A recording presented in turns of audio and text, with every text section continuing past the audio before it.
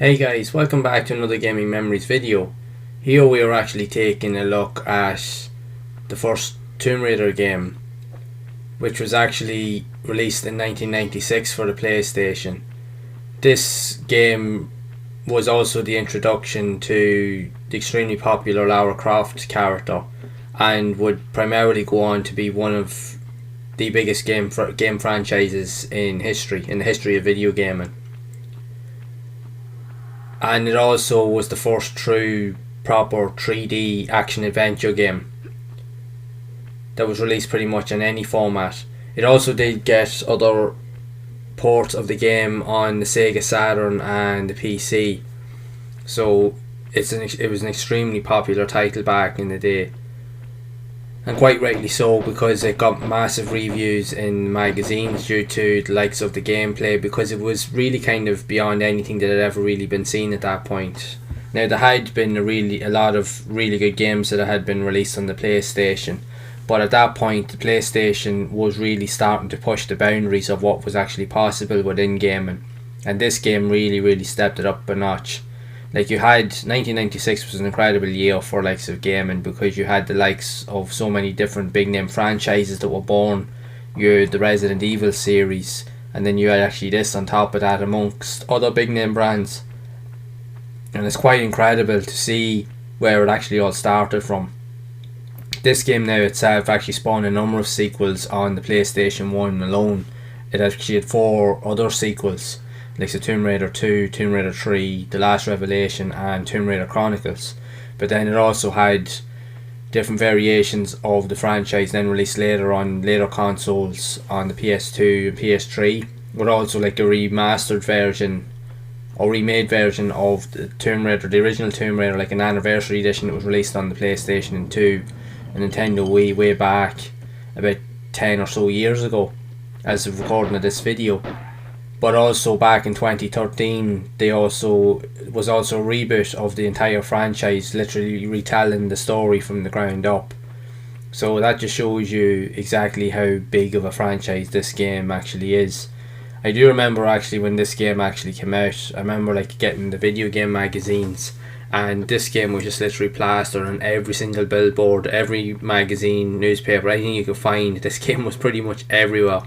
And obviously, due to the topic, was primarily because it was the first proper game to actually have a female antagonist that was the main character of the story, and to be really action orientated.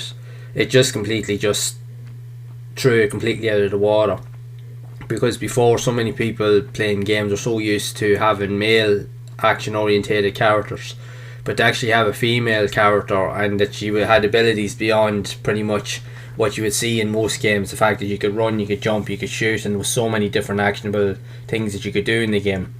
It really kind of set the standard pretty much for action adventure games, platforming games, and everything that came after it. Even when you look at a lot of modern type of action adventure games, a lot of it actually got the idea from this original game here. You even go and look at the likes of the Uncharted series on the PS3 and PS4, which are definitely some of the best games of all time, and I absolutely love that series. But you can see where they got the ideas from this title here. So this is kind of like a mixture of like even like the Indiana Jones style movies, where you're hunting through caves looking for lost treasure and trying to avoid traps that will literally kill you instantly. There's definitely enough here to keep people interested. There's definitely a high difficulty curve to the game, because it's not an easy game to play. Like, even going back to playing it now after playing it for not playing it for a couple of years, it's still a very enjoyable game. It's a fantastic game. It's still one of the best games probably on the PlayStation.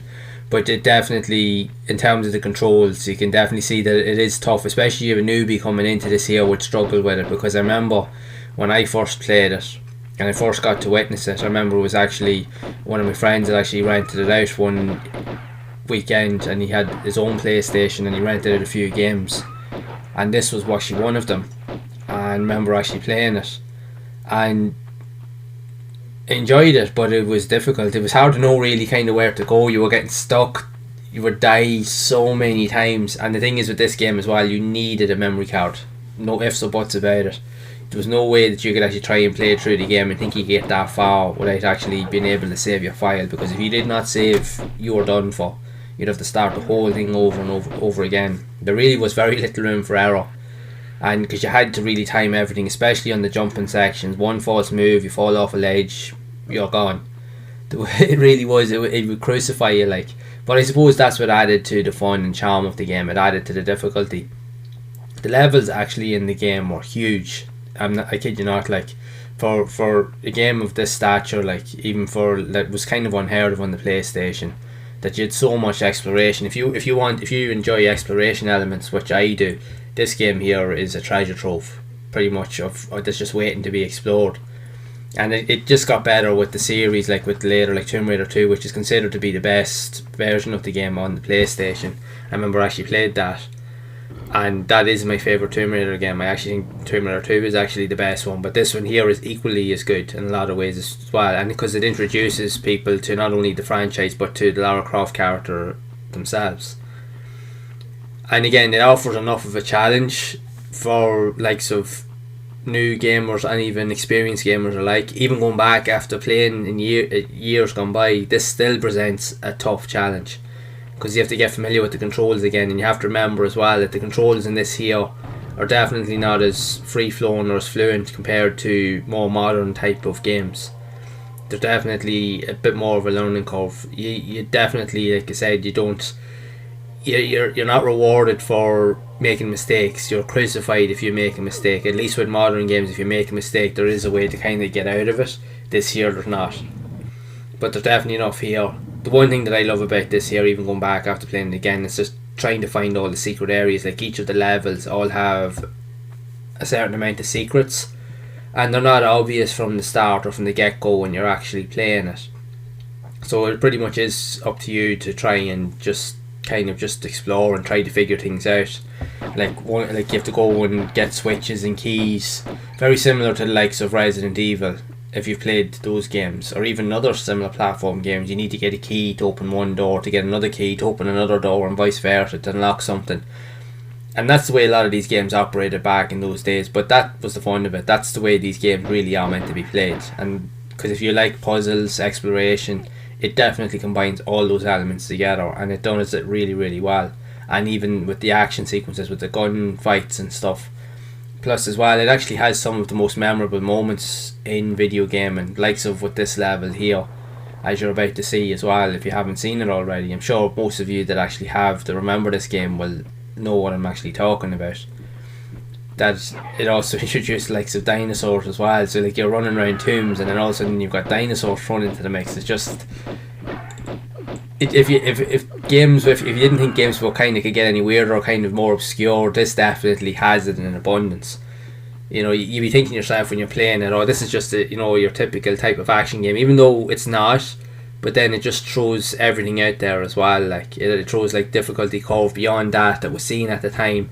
But then it literally threw in a load of other different concepts in that as well, which was quite really unique and really stood out. And it definitely held its own, because it really kind of blew everything out of the water back then. Because I remember like reading it in magazines, and I remember columnists in magazines when they were actually doing reviews, they were raving about this game for months, for a long time. This was definitely probably one of the biggest games released in 1996 on any format. It just was absolutely huge, and it really kind of, this game also, along with a load of other big titles that were released in the same year, really kind of had to stamp the PlayStation as the number one console in the world at that time. Because again, the PlayStation was growing in popularity. It had so much to offer. It just had everything in abundance. Like you had everything from racing games, arcade games, platform games. There was survival horror games, and then you had actually likes of this here that was bringing like action adventure to a whole new level.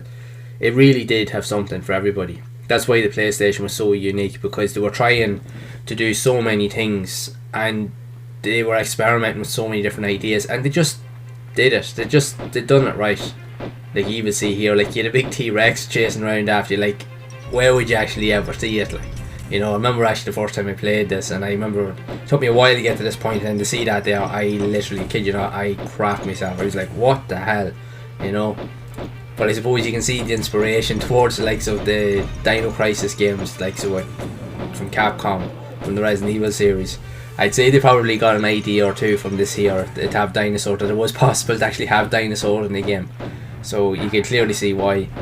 But it's a cool game. It really is. I know it's clunky and it can be a bit slow. It definitely, the controls in that did improve as later titles come on, the likes of Tomb Raider 2 and stuff like that. You could do a lot more, and it was definitely a lot more fluent. But this is still a fantastic title, and definitely is one of the most important titles ever to be released on any console. It really kind of in itself helped staple the fact that gaming and video games were changing, and that overall the style of games were changing, and this really helped to bring that to people's attention. And obviously due to a lot of reasons, people I think just like the likes of the character as well. They love the aesthetic of the game and the style, but I think they love the Lara Croft character as well, due to different reasons as I'm not going to say in the video. But I think that was kind of one of the appealing factors as well. I think it brought all those things into the mix. It made everything kind of just put it out there, and it really kind of tested loads of different boundaries and controversies that were really kind of unheard of or not talked about at that time. This game definitely brought that out there. So it definitely is an interesting title, and it definitely goes down in gaming history as one of the best, pretty much the most important games ever made. And you can clearly see why. It really is a fantastic title. So if you haven't played Tomb Raider, or the first one, I highly recommend that you go and have a look at it, even just to experience the original game in all its glory, because it is an incredible title. It definitely will test you, don't get me wrong. There's a lot here, a lot of adventure, a lot of trying to find secrets, a lot of frustrations, but if you stick with it, there is an awesome title here. And I get it why people love these games so much, and why it is such an important game, and why it is such an important franchise just in video games in general, because it really set the benchmark for what was to come after it, really. Because a lot of like action adventure games pretty much are modelled after this game, because this really is pretty much the go-to title in that respect, and you can clearly see why. So I highly recommend that you play it if you haven't done so already. So what are your thoughts on the first Tomb Raider game, or the Tomb Raider franchise in general? Did you actually play it in the day, and what were your thoughts of it when it was actually released back in '96, if you actually played it back then? Was it one of your favourite titles back on the PlayStation in those days? Make sure to share your memories down in the comments below. So if you have enjoyed this video, make sure to leave a like. Also be sure to subscribe to the channel and hit the bell icon to be updated whenever I release future content, and also feel free to share the video, as I am going to be re-exploring a lot of these old fantastic classics from back in the day and sharing my thoughts and experiences with everyone. So as always, make sure to keep playing those classic games and enjoying them, and keep those gaming memories alive.